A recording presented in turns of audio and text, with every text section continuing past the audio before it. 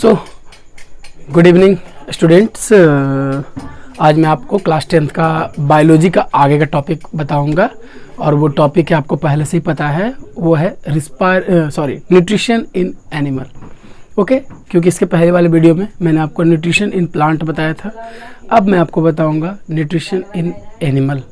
सो आज इस चैप्टर में हम इस टॉपिक में क्या क्या कवर करने वाले हैं, ठीक है ना, क्या क्या कवर करने वाले हैं उसको हम बताते हैं। तो देखिए आप स्क्रीन पर देख सकते हैं कवर द टॉपिक।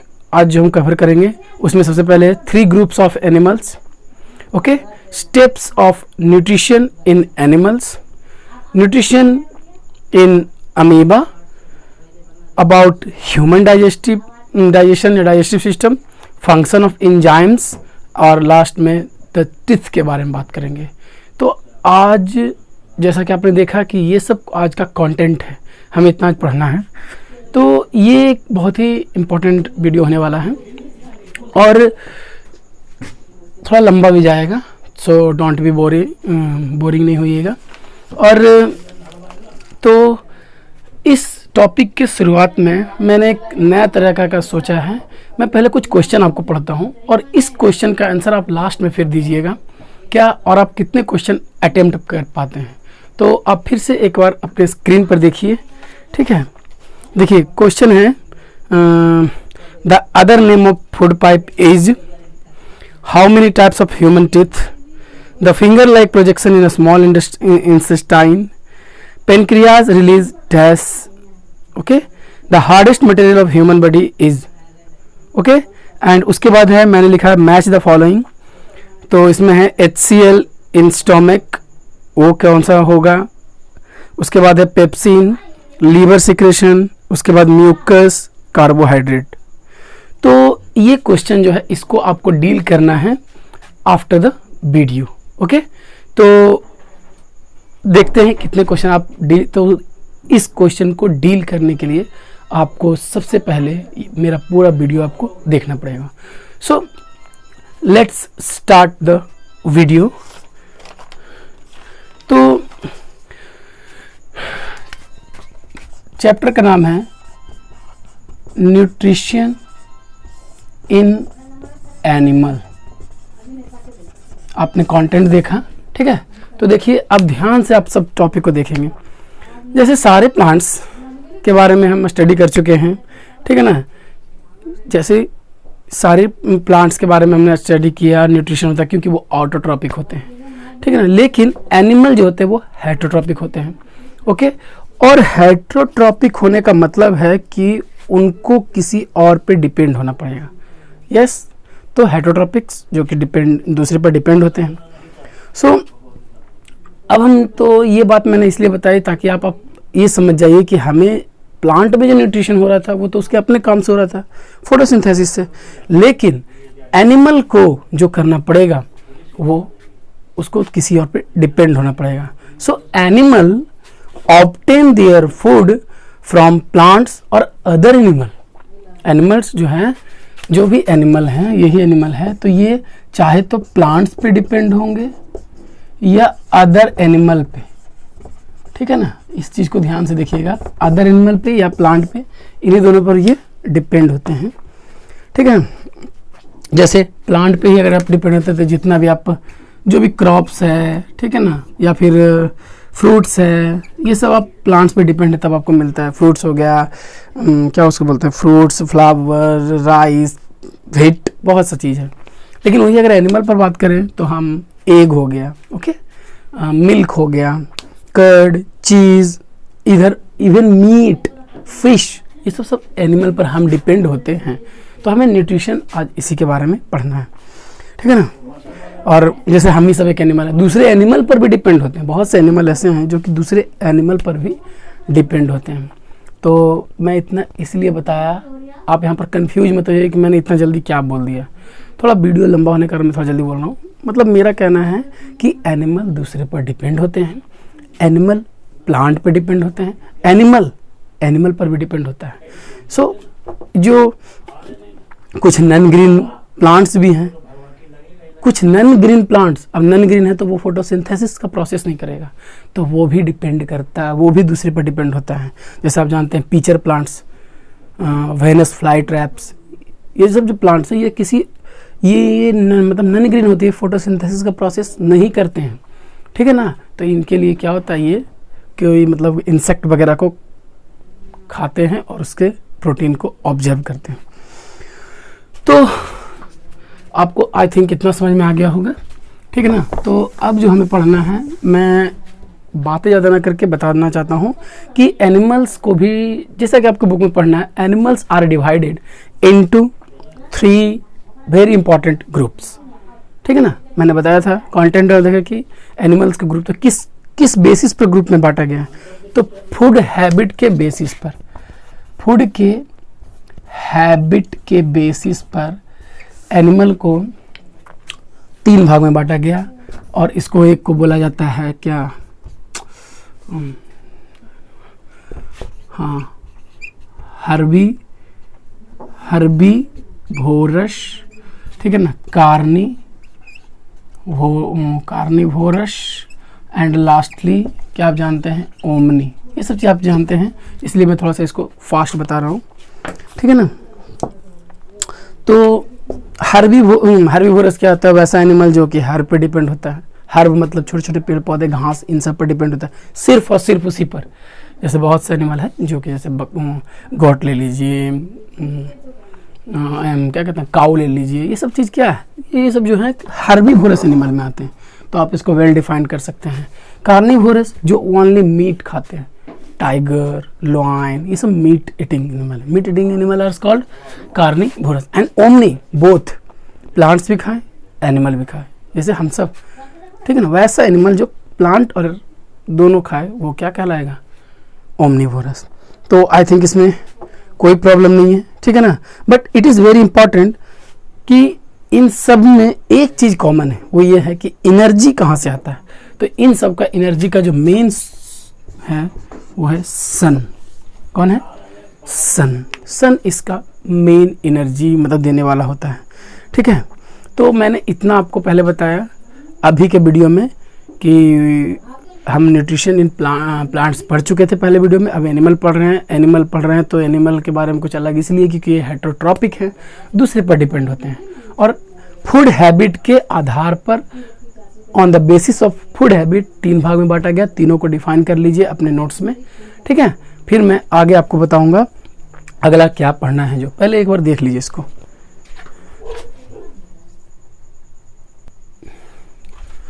ओके, तो अब मैं आपको जो बताऊंगा, ठीक है ना, ध्यान से सुनिएगा। अब जो आगे का जो प्रोसेस है वो थोड़ा सा कॉम्प्लिकेशन होने वाला है, लेकिन आगे जो है मैं आपको डिफरेंट स्टेप्स के बारे में बताऊंगा, ठीक है ना। Different steps in the process of nutrition in animal, मतलब कौन कौन सा स्टेप है। तो देखिए, मैं सबके बारे में आपको ही पता होगा, आपने बुक पढ़ा होगा अगर, क्योंकि मैं बोलता हूँ आप लोग बुक पढ़ा कीजिए। ये 5 प्रोसेस होता है। एक को बोलते हैं इंजेशन, ठीक है ना, इंजेशन, आई थिंक ये जी होना चाहिए, इंजेशन। फिर होगा डाइजेशन, ठीक, इंजेशन, डाइजेशन। फिर होगा एब्जॉर्प्शन, स्पेलिंग पर मत जाइएगा क्योंकि मेरा स्पेलिंग थोड़ा सा गलत हो जाता है, ठीक है ना, एब्जॉर्प्शन। फिर हो जाएगा एसिमिलेशन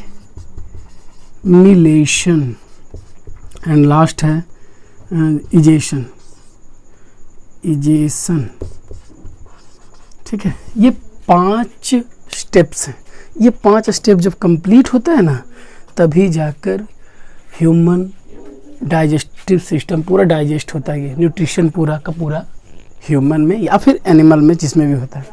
ओके, देन हम जानते हैं ये सब प्रोसेस होता क्या है, ठीक है ना। पहले देखिए, मैं इस वीडियो में कोशिश करता हूँ कि थोड़ा क्लैरिफाई सही से करूँ। मैं जानता हूँ कि पीछे वाले वीडियो में हो सकता है थोड़ा क्लैरिफाई ना हुआ हो, लेकिन देखिए, सबसे पहले मैं सबके बारे में सिर्फ आपको डिफाइन बताता हूँ। पहले डेफिनेशन ये है, इंजेशन क्या होता है, the process of taking food, ठीक है ना, बाय हैंड भी कहीं कहीं बोला जाता है, ठीक है ना।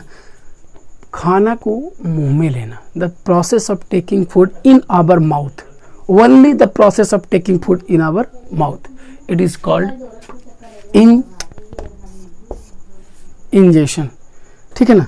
दूसरा है digestion, it is the process in which the complex food break down into a smaller and soluble substance. जो खाना एनिमल खाते हैं वो कॉम्प्लेक्स होता है, तो वो कॉम्प्लेक्स फूड को ब्रेक डाउन छोटे छोटे पार्ट में तोड़ने का और सॉल्युबल में तोड़ने के जो काम होता है उसको हम क्या बोलते हैं, डाइजेशन।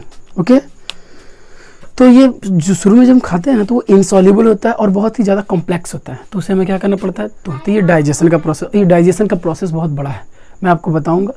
ठीक है ना। पहले हम सबके बारे में, फिर है एब्जॉर्प्शन। जब डाइजेस्ट हो जाता है, आप आगे पढ़ें जब प्रोसेस बताऊंगा, अब इसी पर, तो डाइजेशन के बाद, ठीक है ना, जब डाइजेशन हो जाता है तो उसके बाद एब्जॉर्प्शन का प्रोसेस होता है। तो ये क्या है, it is the process in which the digested food passes through the intestinal wall into the blood stream। मतलब कहने का मतलब, पहला स्टेप में हम खाना खाए, सेकेंड स्टेप में डाइजेशन हुआ, और जब डाइजेस्टेड फूड होता है ना तो वो स्मॉल इंटेस्टाइन में डाइजेशन होता है, तो उसके थ्रू पूरे बड़ी स्ट्रीम में चला जाता है, ब्लड में, ब्लड स्ट्रीम में ये जाता है एब्जॉर्प्शन प्रोसेस में। ओके, तो बोल सकते हैं it is the process in which digested food passes through the intestinal wall, ठीक है, इनटू द ब्लड स्ट्रीम। और फिर उसके बाद एसिमिलेशन। एसिमिलेशन क्या होता है, तो the process in which the absorb food, देखिए पहले डाइजेस्टेड फूड था, वो ऑब्जर्व हो गया, ब्लड स्ट्रीम में चल गया। अब है it is the process in which the observe food is taken by body cell. मतलब ब्लड एब्जॉर्प्शन के प्रोसेस में तो ब्लड स्ट्रीम में चला गया, लेकिन उस ब्लड स्ट्रीम से हर सेल में जाने का जो प्रोसेस है, दिस इज एसिमिलेशन। ओके, तो बोल सकते हैं the process in which the absorb food is taken by blood cell and to use for growth, repair, energy, everything, assimilation. And the last is, it is called egestion.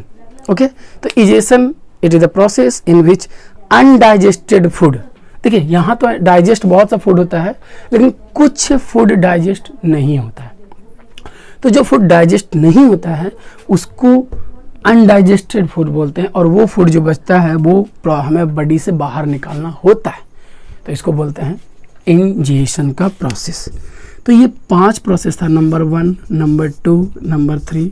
तो आप अपनी copy पर पहले इसको लिख लीजिए स्टेप्स को, और इन सारे स्टेप्स को आप डिफाइन भी कर लीजिए, क्योंकि मैंने सारा डिफिनेशन बताया है, मुझे सुनकर सारा डिफाइन कर लीजिए। फिर मैं आगे आता हूँ कि आगे क्या जानना है।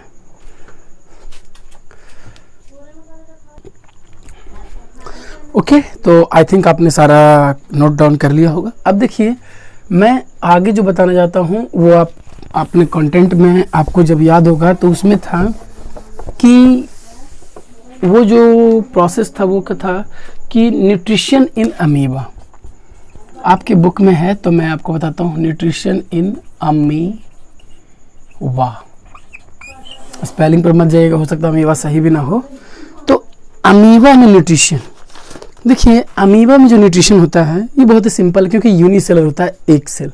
तो देखिए एक सेल में न्यूट्रिशन करना बहुत आसान है, कुछ नहीं है। सबसे पहले ये यूनिसेलर होता है, पानी में रहता है, ठीक है ना। और इसका मोड ऑफ न्यूट्रिशन आपको पता है। सिंपल सा, अगर मैं एक सिंपल सा फिगर में ही कर दूं,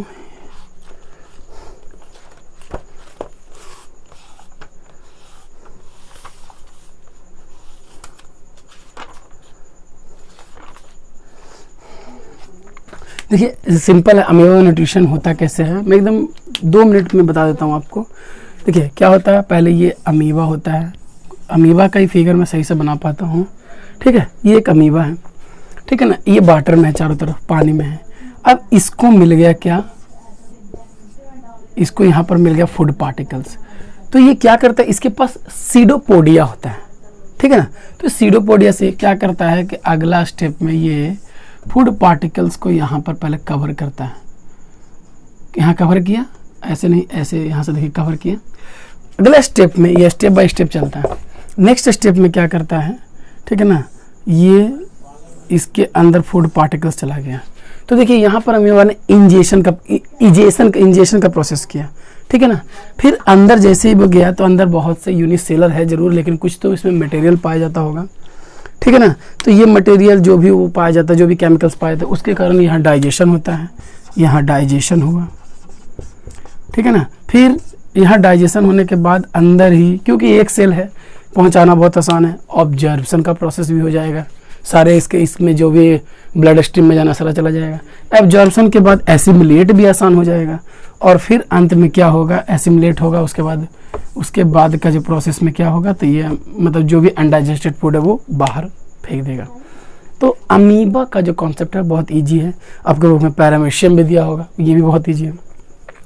तो ये इसलिए मैंने थोड़ा सा एक सिंपल सा बता दिया। आप देखिएगा इसमें कुछ इंपॉर्टेंट चीज़ अगर देगा तो आप पढ़ लीजिएगा, ये ज़रूरी है मानते हैं, लेकिन आप पढ़ सकते हैं इसको। इस कारण से मैंने इसको नहीं बताया। इसके खाने का प्रोसेस को फैगोसाइटोसिस बोलते हैं, सेल फीडिंग प्रोसेस होता है। तो अमीबा के बारे में मैं ज़्यादा डिस्कस नहीं कर रहा हूँ, क्योंकि आप पढ़ सकते हैं। बट प्रॉब्लम जो हमारा है वो है मल्टीसेलर, ठीक है ना।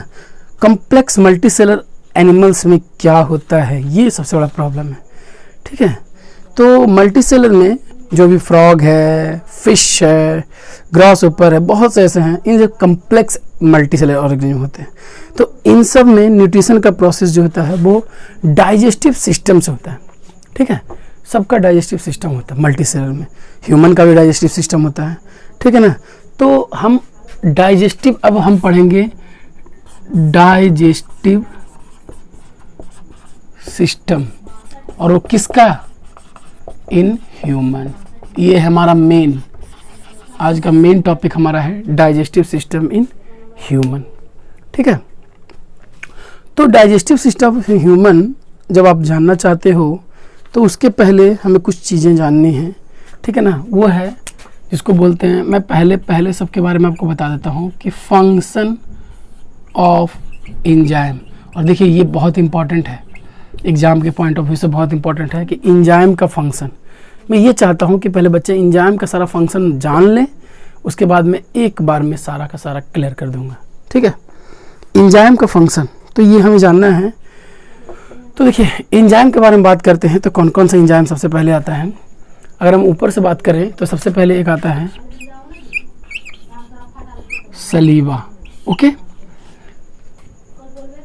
मतलब कि मैं आपको पार्ट बाय पार्ट सारा बताते चल जाता हूँ, उसके बाद सिंपल से एक प्रोसेस बता दूंगा, ठीक है। तो देखिए स्टार्ट करते हैं। सबसे पहले डाइजेस्टिव सिस्टम से शुरू से कहाँ होता है, तो पहले हम खाना खाएं, ठीक है। तो यहाँ पर कौन सा पार्ट आया, माउथ आया। तो मैं इसको मिटा देता हूँ जगह ज़्यादा ना होने के कारण। सबसे पहले माउथ आया, माउथ में खाना आया तो एक पार्ट हो गया माउथ। तो माउथ क्या करता है, ठीक है ना। तो ये जो काम करता है, माउथ में 3 काम होता है। एक टीथ होता है, सारे पार्ट्स, मैं अभी फिलहाल आपको सारे पार्ट्स और उसका फंक्शन बताऊंगा, ठीक है। एंजाइम भी आ जाएंगे और कुछ पार्ट्स भी आ जाएंगे, उसके बाद मैं आपको ह्यूमन डाइजेस्टिव सिस्टम बता दूंगा। इसके बाद इसमें आएगा आपका टंग, और एक आएगा आपका जिसको कहते हैं क्या, सलीवा, ठीक है। इसको ध्यान से देखिएगा। तो जब डाइजेशन का प्रोसेस होता है तो इसमें सब पार्ट्स कौन कौन से आते हैं, मैं पार्ट्स के बारे में बात करूंगा, और फंक्शन क्या है उसी में एंजाइम का भी फंक्शन आ जाएगा।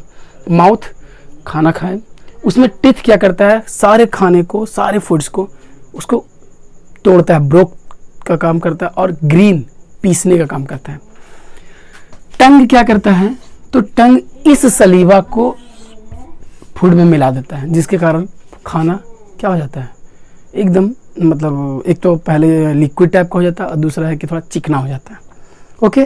तो ये मैंने मतलब बताया ना कि पहले माउथ से जो पार्ट है, माउथ पार्ट में 3 आएगा, ठीक है। उसके बाद क्या होता है, सलीवा, टंग आप समझ में आ गया। अब उसके बाद ये डाइजेस्टिव सिस्टम यहीं से हमारा स्टार्ट हो जाता है, ठीक है। माउथ के बाद, अब माउथ के बाद यहाँ तक गया सलीवा, सलीवा यहाँ पर सलीवा से नीचे फिर जाता है ऑसोफेगस, फूड पाइप का second another name, okay. Food pipe का अनदर नेम क्या है? ऑसोफेगस। तो ऑसोफेगस में गया, अब ऑसोफेगस यहाँ मतलब यहाँ से ऑसोफेगस में गया, ऑसोफेगस से फिर ये जाता है, तो ऑसोफेगस का क्या काम हुआ फिर मैं यहाँ पर आपको बताऊंगा सबका फॉर्म। तो फूड पाइप ही लिखता हूँ, ऑसोफेगस थोड़ा बड़ा स्पेलिंग है, फूड पाइप। तो देखिए यहाँ पर मैं कुछ मैं अभी सिर्फ पार्ट्स के बारे में बता रहा हूँ। तो देखिए फूड पाइप जो क्या करता है, फूड पाइप पूरे यहाँ से ले जाता है और खाना यहाँ से पास होता है, और ये कहाँ तक लेके जाता है? तो हमारे स्टोमक तक लेके जाता है, ठीक है ना। तो स्टोमक फिर एक अगला प्रोसेस, मतलब प्रोसेस नहीं, एक अगला पार्ट आया। मतलब डाइजेशन में कौन कौन सा पार्ट भाग लेता है मैं आपको बता रहा हूँ। पहले माउथ लिया, माउथ में ये 3 और अंदर आए, फिर फूड पाइप हुआ। फूड पाइप क्या करता है? पूरे बॉडी, मतलब मैं काम बता रहा हूँ, पासेस करने का काम करता है, और इसी के बीच में एक पेरिस्टाल्टिक मूवमेंट होता है जो कि रिदमिक मूवमेंट होता है। आप अपने बुक में देखिएगा, एक रिदमिक मूवमेंट होता है इसमें। वो क्या कहता है, खाना जो है रिदमिक रूप से नीचे चला जाता है स्टोमक में, और कभी कभी यही जब रिवर्स होता है जिसके कारण हम वॉमिट करना शुरू करते हैं, वॉमिटिंग वगैरह होता है, खाना खाते हैं और ये नीचे जाने का हो फूड पाइप से पेरिस्टाल्टिक मूवमेंट के थ्रू, लेकिन वो ऊपर चलाता है, उसके कारण हम वॉमिटिंग करते हैं। तो ये इसमें है फूड पाइप में। स्टोमक क्या करता है, ये एक बहुत बड़ा मुद्दा है। स्टोमक में जैसे ही खाना जाता है सलीवा से मिला हुआ, तो ये बड़े बड़े पार्ट्स में होते हैं पहला तो, और दूसरा क्या है कि बड़े बड़े पाइप में होता है, पार्ट्स में होता है, और इसमें जर्म्स भी बहुत से होते हैं। तो स्टोमक में बहुत सा चीज़ होता है, जैसे सबसे पहले मैं बताऊंगा HCl, ठीक है ना, HCl होता है, फिर पेप्सिन होता है, और फिर क्या होता है म्यूकस। पहले इन तीनों के मैं जितना भी पार्ट्स के बारे में बता रहा हूँ आप भी अपने कॉपी पर लिखिएगा, ठीक है ना। तो देखिए यहाँ पर HCl क्या करता है, ये 2 काम करता है, ठीक है। HCl क्या करेगा, सारे का फंक्शन याद रखिएगा, ये किल करता है जर्म्स को, तो लिखेंगे किल द जर्म्स, और ये और क्या करता है, जर्म्स को किल करता है, और दूसरा ब्रेक डाउन करता है, ठीक है ना। पहला तो क्या करता है, जर्म्स को किल करना, और दूसरा ब्रेक डाउन नहीं बोल सकते, ये एसिडिक करता है, खाने को क्या बना देता है, क्योंकि एसिड होता है तो एसिडिक बना देता है। दूसरा पेप्सिन क्या करता है, तो पेप्सिन क्या करता है ना, ये डाइजेस्ट करता है, डाइजेस्ट बोल सकते हैं किसको, प्रोटीन को, प्रोटीन को डाइजेस्ट करने का काम करता है। म्यूकस क्या करता है, तो म्यूकस क्या करता है ना, सेव करता है, save the inner lining of stomach. पता है अगर म्यूकस नहीं होगा ना तो HCl जानते हैं कि हाइड्रोक्लोरिक एसिड होता है, बहुत खतरनाक।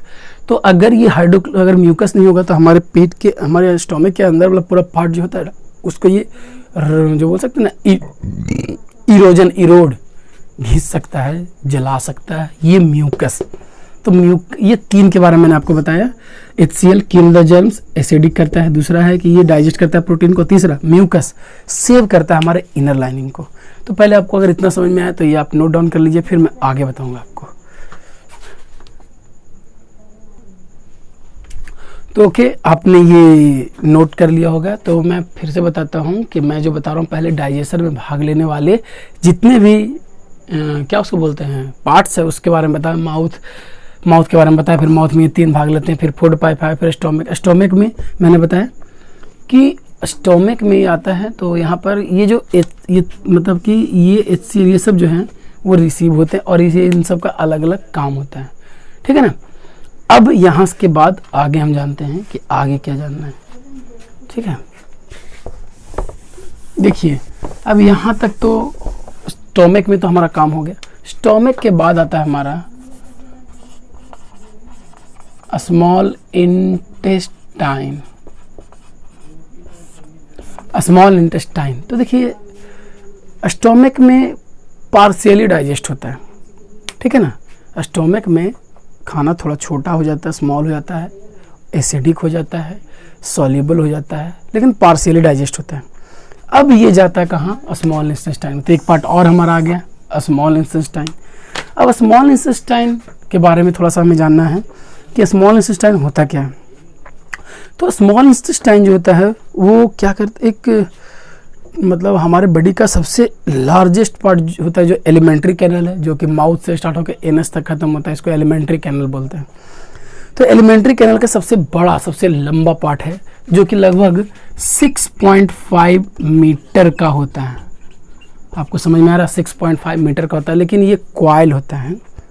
तो ये कॉइल घूमा हुआ होता है और पतले पतला बहुत होता है, ठीक है ना। अब आप कहेंगे कि लंबा है तो इसको स्मॉल क्यों कहते हैं, तो इसके पीछे सिंपल बात है, क्योंकि ये थोड़ा सा महीन टाइप का होता है, तो इसके कारण इसको कहते हैं क्या, स्मॉल इंटेस्टाइन। 6.5 मीटर, कहीं 7 मीटर भी आपको मिले एडल्ट मैन में, ठीक है ना। और ये स्मॉल इंटेस्टाइन जो होता है, ये एक कॉइल जो आपको होता है, यहीं पर पूरा का पूरा कंप्लीट डाइजेशन जो होता है स्मॉल इंटेस्टाइन में ही कहा जाता है, क्या होता ही है। और ये आप कुछ और भी अपने बुक में पढ़ेंगे कि स्मॉल इंटेस्टाइन जो होता है वो कार्निवोरस या फिर ओमनिवोरस जो है उनमें छोटा होता है, लेकिन जो हर्बीवोरस हैं उनमें बड़े होते हैं। ये बहुत इंपॉर्टेंट क्वेश्चन भी है। तो ये इसलिए होता है क्योंकि जो हर्बीवोरस, क्योंकि वो हर्ब को खाते हैं, और हर्ब को खाते हैं तो उसमें सेलुलोज होता है, और सेलुलोज को डाइजेस्ट करना बहुत ही थोड़ा सा कठिन है, बहुत टाइम लेता है सेलुलोज को डाइजेस्ट करना। इसलिए स्मॉल इंटेस्टाइन बड़े होते हैं हर्बीवोरस में, लेकिन छोटे होते हैं कार्निवोरस में, क्योंकि मीट वगैरह जो होता है इसको डाइजेस्ट करना थोड़ा इजी होता है। ओके, तो नाउ मैं ये स्मॉल इंटेस्टाइन पे रहा है, तो ये स्मॉल इंटेस्टाइन, ठीक है ना, ये कंप्लीट डाइजेशन होता है। स्मॉल इंटेस्टाइन में 2 ग्लैंड होते हैं, ठीक है। फिर इस देखिए स्मॉल इंटेस्टाइन में फिर 2 ग्लैंड आए, एक लीवर, मैं अभी सबका फंक्शन बता रहा हूँ, और एक आएगा पैनक्रियाज, ठीक है। स्पेलिंग पर मत जाइएगा, मेरा स्पेलिंग ऐसे भी गलत होता है, ठीक है ना। तो क्या, अब देखिए यहाँ पर लीवर, तो लीवर ये जो होता है आप देखिएगा, ठीक है ना। तो लीवर जो होता है वो ये करता है बाइल जूस को, बाइल को करता है। और पेनक्रियाज ये किसको करता है, तो पेनक्रियाटिक जूस को ये करता है, ओके।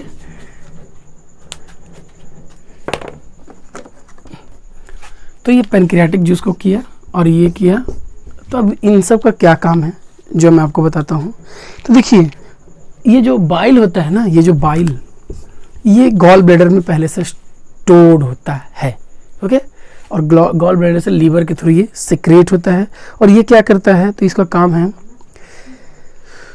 फूड को, जो एसिडिक फूड स्टोमक से आया, एसिडिक फूड, उसको क्या करता है, ये अल्कलाइन करता है। एसिडिक से अल्कलाइन किया, अल्कलाइन का मतलब बेस टाइप का कर दिया, ठीक है। और इससे क्या हुआ, और क्या करता है, फैट्स को ब्रेक करना। तो ये बोल सकते हैं कि एसिडिक को क्या किया, एसिडिक टू अल्कलाइन, और दूसरा इसका दूसरा काम क्या हो गया,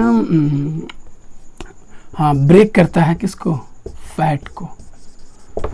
यही मार्कर का जरूरत, ओके। पेनक्रिया, तो ये इतना आपको समझ में आ गया। पेनक्रियाज क्या करता है, तो पेनक्रियाज जो है ये ना, पेनक्रियाटिक जूस जो हम बोले, ये 3 टाइप का होता है, ठीक है। ध्यान से देखिएगा, 3 टाइप का। एक को बोलेंगे एमाइलेज, ठीक है। दूसरा बोलेंगे ट्रैप्सिन, और थर्ड बोलेंगे जिसको बोलते हैं लाइपेज। मेरे स्पेलिंग देख लीजिएगा आपके बुक में थोड़ा।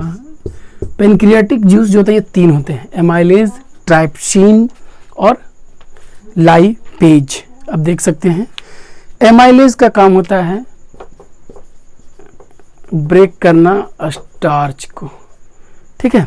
एमाइलेज स्टार्च को करता है, ये करता है जो ट्राइप्सिन होता है वो प्रोटीन को करता है, और ये जो करता है फैट्स को करता है। देखिए ये बहुत इंपॉर्टेंट है, ये ना बहुत इंपॉर्टेंट इसलिए है क्योंकि एग्जाम में कभी कभी 3 मार्क्स का आपको दे देता है। बताइए कौन सा, मतलब कि ये इसका क्या काम है, इसका क्या काम है, इसका क्या काम है, हमेशा ये देता है। तो आप लोग इसको याद कर लीजिएगा और एक बार पहले नोट डाउन कर लीजिए, फिर मैं आगे बताऊंगा। ओके, तो मैंने आपको ये बताया कि ये इतना होता है, याद रखिएगा। ब्रेक करता है स्टार्च, मैंने यहाँ स्टार्च लिखा है, ये बहुत इंपॉर्टेंट है। तो मैं पहले बता दिया कि स्मॉल इंटेस्टाइन में कंप्लीट डाइजेशन होता है, तो कंप्लीट डाइजेशन होने के कारण ये इतना हम जान रहे हैं। अभी और स्मॉल इंटेस्टाइन में जानना है, देखिए मैं इसको मिटाता हूँ। फिर देखिए और स्मॉल इंटेस्टाइन में जानना है कि जैसे स्मॉल इंटेस्टाइन में जैसे ही वहाँ तक चला गया जो आपने पढ़ा एमाइलेज पैनक्रियाटिक जूस के बाद, अब ये क्या होता है कि स्मॉल इंटेस्टाइन एक और ग्लैंड को कंटेन करता है जिसको बोलते हैं और वो ग्लैंड इंटेस्टाइनल जूस को क्या करता है, सिक्रेशन करता है। और ये इंटेस्टाइनल जो होता है, ठीक है ना, ये कंप्लीट डाइजेशन करने के लिए 3 और बातें याद रखिए। क्या करता है, तो यहाँ पर जो कार्बोहाइड्रेट्स, जो हमारे खाने में कार्बोहाइड्रेट्स हैं उसको ग्लूकोज में तोड़ देगा। ठीक है, कार्बोहाइड्रेट्स को ग्लूकोज में तोड़ देगा। जो प्रोटीन है बचा हुआ उस प्रोटीन को किस में तोड़ेगा, तो एमिनो एसिड में। किसको तोड़ेगा, एमिनो एसिड में। ठीक है, फिर और क्या बचा, फैट्स। तो फैट्स को और भी बहुत से होते हैं लेकिन ये सब थोड़ा से मेजर होते हैं। फैट्स को फैटी एसिड में, ठीक है ना, इसको फैटी एसिड और बोल सकते हैं, और ग्लिसरॉल, ये सब थोड़ा सा इंपॉर्टेंट इसलिए आपके बुक में भी होगा, ध्यान से इसको तोड़ने में देख लीजिए एक बार, क्योंकि ये वाटर सॉल्युबल मॉलिक्यूल्स हो जाते हैं और डाइजेशन जो होता है वो लार्ज से इनसॉल्युबल में कंप्लीट होता है। तो कंप्लीट डाइजेशन यहाँ तक होता है।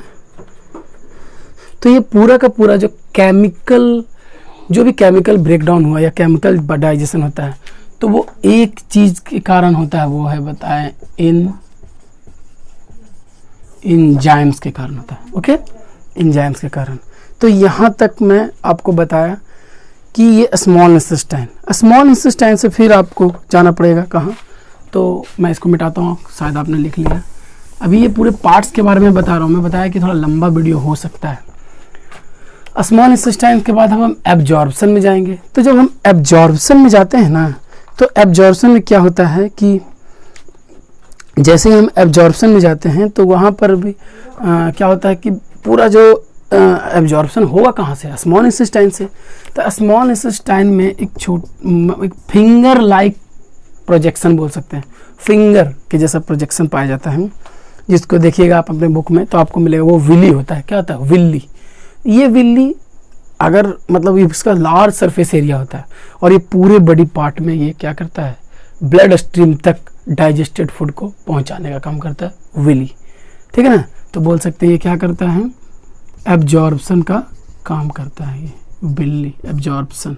ठीक है ना, और फिर और एकदम रैपिड, मतलब बहुत तेज से एब्जॉर्प्शन करता है।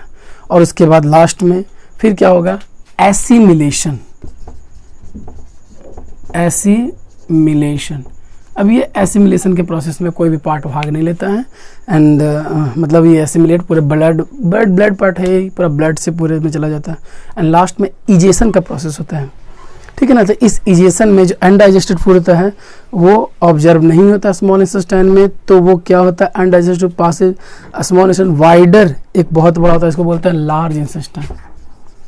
लार्ज इंटेस्टाइन में ये जाता है और लार्ज इंटेस्टाइन से जाकर फिर ये रेक्टम में जाता है, रेक्टम के थ्रू फिर एनस में जाता है। और रेक्टम का क्या काम है, तो यहाँ पर कुछ देर के लिए वो अनडाइजेस्टेड फूड को रखना। और एनस का क्या काम है, तो देखिएगा अपने बुक में एनस आएगा, तो एनस का काम क्या है, ये बाहर कर देता है। तो मैंने यहाँ पर अपने आपको सब पार्ट्स के बारे में बताया, सबका काम बताया। ठीक है ना, और अब जब सब पार्ट्स के बारे में बता दिया तो सिंपल सा अब बात है, आज मैं फिगर नहीं बना रहा हूँ क्योंकि आप लोगों को फिगर की ज़रूरत था, लेकिन आप फिगर बनाकर देख लीजिएगा खुद, और ऐसा नहीं है तो फिर मैं डाइजेस्टिव सिस्टम का एक बहुत ही अच्छा फिगर से आपको समझाऊंगा। बट प्लीज़ मैंने जब आपको सारा फंक्शन बता दिया तो अगर ह्यूमन डाइजेशन के बारे में बताया तो क्या होगा, हमने कॉम्प्लेक्स, अब मैं देखिए यहाँ पर डाइजेशन का प्रोसेस बता रहा हूँ। खाना खाया, ओके, इट इज़ कॉम्प्लेक्स, ये माउथ में गया, माउथ में दांत या टीथ क्या करेगा, इसको काटेगा और तोड़ेगा। ठीक है ना, और उसको पीसेगा। फिर यहाँ से सेलिवरी ग्लैंड यहाँ होता है, वो सेलिवरी ग्लैंड सलीवा सेक्रेशन करेगा, यहीं से डाइजेशन स्टार्ट होता है। और ये सलीवा क्या करेगा, मिलाने का काम करेगा, हमारा जीव टंग करेगा।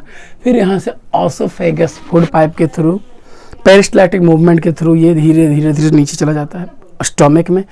स्टोमिक में क्या होता है, ये सारे खाने जो हैं इसमें जो जर्म्स प्रेजेंट होता है हाइड्रोक्लोरिक एसिड ख़त्म कर देता है और इसको एसिडिक बना देता है।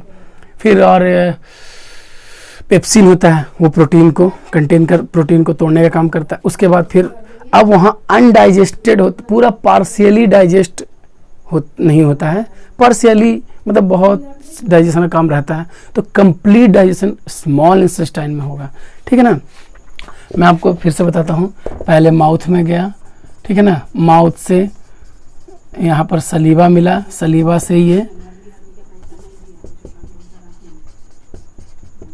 फूड पाइप में गया, फूड पाइप से स्टोमक में गया, स्टोमक से स्मॉल इंटेस्टाइन में गया, यहाँ जो डाइजेस्ट हुआ वो तो पूरे बॉडी पार्ट में, स्मॉल इंटेस्टाइन में तो आपको बताया बहुत सा प्रोसेस होता है। स्मॉल इंटेस्टाइन में जैसे ही गया तो ये कॉइल टाइप का होता है। अब यहाँ पर आपको पहले पेनक्रियाज, पेनक्रियाटिक जूस देगा, वो 3 अलग चीज़ में तोड़ेगा, जो मैंने तीनों का नाम आपको बताया। ठीक है। और क्या कहते हैं, लीवर बाइल देता है, ठीक है ना, लीवर से बाइल मिलता है, और वहाँ पर पूरा चीज़ का डाइजेशन जब होता है, जो कि मैंने आपको फंक्शन सबका बता दिया। अब उसके बाद ये जो डाइजेस्टेड फूड है तो ये तो एब्जॉर्ब होकर पूरे बॉडी पार्ट में चला गया, और जो अनडाइजेस्टेड है वो जाएगा कहाँ, लार्ज इंटेस्टाइन में, लार्ज से ये जाएगा रिक्टम, और रिक्टम से एनस। ये कौन होगा, अनडाइजेस्टेड फूड। और डाइजेस्टेड फूड के बारे में बात करेंगे तो ये जाएगा ब्लड स्ट्रीम में, और फिर ब्लड स्ट्रीम से पूरे एनर्जी के रूप में पूरे बॉडी पार्ट में। तो यहाँ आपको मैंने डाइजेशन बताया, न्यूट्रिशन इन प्लांट्स के बारे में बताया। ठीक है ना। न्यूट्रिशन इन प्लांट के बारे में आगे पढ़ेंगे तो फिर और कुछ नहीं, आप एक टॉपिक और सा है डेंटल केयर, दांत के बारे में। तो हमारा टीथ के बारे में जब हम बात करते हैं तो there are 4 types of teeth है, 4 टाइप के टीथ होते हैं। एक को बोलते हैं इंसीजर, एक को बोलते हैं कैनाइंस, फिर बोलते हैं मोलर, प्री मोलर। बचपन में आपने सबके बारे में पढ़ा था क्या काम है, लेकिन इतना नहीं जानना है, बस हमें जानना है कि हमें दांतों को अपना बचा कर रखना चाहिए, क्योंकि हमारे जो पूरे बॉडी पार्ट का सबसे स्ट्रॉन्गेस्ट या सबसे हार्डेस्ट सब्सटेंस होता है हमारा टीथ, एनामेल बोलते हैं, teeth enamel, hardest teeth enamel. ठीक है ना। ये सबसे हार्डेस्ट सब्सटेंस होता है और इसको बचाना ज़रूरी होता है। तो ये क्या करता है, और इनामेल के जस्ट नीचे फिर क्या आप पढ़ेंगे तो डेंटाइन होता है, ये बोन जैसा ही होता है, और इनसाइड द डेंटाइन एक पल्प कैविटी होता है। ठीक है। तो इसी पल्प कैविटी में जो हमारा क्या होता है, ब्लड वेसल्स होते हैं। ठीक है ना। तो कहा जाता है कि the formation of a small cavity in teeth due to the action of acid forming bacteria improper dental care is called dental caries. अगर मतलब कि अगर हम क्या कह सकते हैं कि हम अगर फॉर्मेशन हो जाए छोटे छोटे कैविटी का, होल का हमारे दांतों में, तो इसको कहा जाता है कि, और किसके कारण होता है, तो एसिड फॉर्मिंग बैक्टीरिया। बहुत सा खाना हम खाते हैं जो एसिड को बनाता है, तो acid forming bacteria, improper dental care भी हम करते हैं, सही से ब्रश नहीं करते हैं, खाते हैं तो मुंह, तो इन सब ये जो हो एक प्रोसेस, इसको कहते हैं क्या, डेंटल कैरीज बोलते हैं। और अगर मतलब कि क्योंकि हम सब बहुत सा खाना खाते हैं, सगरी टाइप का खाना खाते हैं, बहुत सा ऐसा खाना खाते हैं और हम प्रॉपर वे में उसको सफाई नहीं करते हैं, तो वो एसिड के रूप में बैठ जाता है, फिर उसमें बैक्टीरिया आ जाते हैं और फिर वो धीरे धीरे होल कर देते हैं, इसको कैविटी बोलते हैं। और फिर यही कैविटी क्या करता है, हमारे लिए दर्द बन जाता है। ठीक है। तो इसको आप ध्यान से देख लीजिएगा, और बार बार हमें सेंसेशन, इरिटेशन बार बार महसूस होगा, और इसको अगर हमें बचना है तो हमें रेगुलर दांत धोइए, सवेरे सवेरे उठ के ब्रश कीजिए अच्छी तरह से, और 2 समय कीजिए, एक सवेरे कीजिए और एक रात को खाते समय, तो आपका टीथ जो होगा बहुत स्ट्रॉन्ग, एनामेल आपका अच्छा रहेगा और आप एक अच्छा लाइफस्टाइल गुजार सकते हैं, आपको प्रॉब्लम नहीं होगा। तो मैं न्यूट्रिशन इन एनिमल में इतना ही चीज़ आपको बताना था, और मैंने कोशिश किया कि आपको बेहतर तरीके से समझाऊं। बस एक छोटा सा कमी हो गया, मुझे फिगर नहीं हुई, तो आज आई थिंक फिगर का ज़रूरत अगर है तो आप वो, मैंने सारा का फंक्शन बता दिया, आप कर सकते हो। तो आज के लिए इतना ही, लेकिन जाने से पहले जो मैंने क्वेश्चन दिया था, अब आपने ये पढ़ा है तो आप इस क्वेश्चन को देख सकते हैं। तो फिर से देखते हैं स्क्रीन पर। ठीक है। अब स्क्रीन पर है कि क्वेश्चन था पहले, the other name of food pipe is, तो क्या हो जाएगा, oesophagus. How many types of human teeth, 4। The finger like projection in small intestine, villi. Pancreas release pancreatic juice, okay, pancreatic juice. The hardest material of human body is teeth enamel, okay, and match the following में क्या हो जाएगा, HCl in stomach, तो ये क्या करेगा, kill the germs में जाएगा। यहाँ पर टिक मारेंगे हम। पेप्सिन तो digestion of protein, liver secretion तो क्या होगा, वाइल सिक्रेट करता है वाइल, म्यूकस तो ये हो जाएगा protect stomach ball, and last है कार्बोहाइड्रेट ब्रेक कहाँ होता है, तो कार्बोहाइड्रेट ब्रेक होता है इनटू, किसमें ब्रेक होता है, तो इनटू ग्लूकोज में। तो ये मैं कुछ नया तरीका का सोचा कि आप बच्चे थोड़ा सा ध्यान से देखेंगे। अब अगला वीडियो आएगा वो है ट्रांसपोर्टेशन का, ठीक है ना। तो आज के लिए इतना ही, और आप प्लीज़ कमेंट कीजिए जो मैंने नया तरह का शुरुआत किया है आपको कैसा लगा, प्लीज़ कमेंट कीजिए। ओके, तो अगर अच्छा लगे तो सब्सक्राइब कीजिए, लाइक कीजिए, and lastly thank you and have a nice day.